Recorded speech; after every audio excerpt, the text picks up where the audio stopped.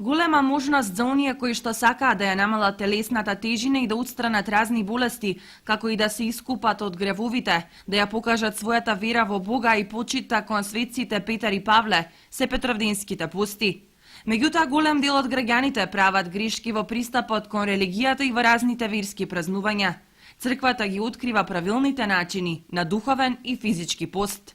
Па не само во однос на петровденските пости, туку и во сите пости имат некои народни обичаи, измислени од народот, кои обичаи кои што се пред се косат со православното поимање на постот и нивниот пост е сведен на постење, односно на воздржување од мрсна храна само во првата недела, се исповедуваат, причестуваат и со самата прича завршуваат со постот.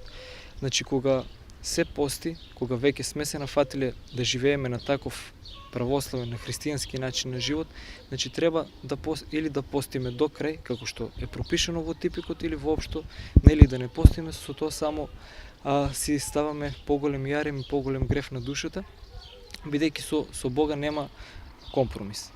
Значи, или сме православни, или не сме православни. Или живееме православно морално, или не живееме, како што и самиот Христос во една од неговите беседи на апостолите зборува дека не може да им слугувате на двајца господари. Или едниот ќе го намразите, а другиот ќе го засакате, или кон едниот ќе се приврзите, а другиот ќе го презрете.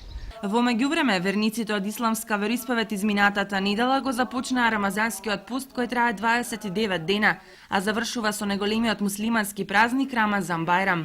За овој празник врзани се низа традиции, обичаи и обреди, а исламското учење вели дека во светиот месец Рамазан е објавена книгата Куран. Според исламското учење, во Рамазан почнува слегувањето на Куранот од Господ, период од 23 години во кои верниците треба да сватат како да ја користат светата книга, како да веруваат, да научат повеќе за обредите, молитвите, односно како да си помагаат меѓусебно.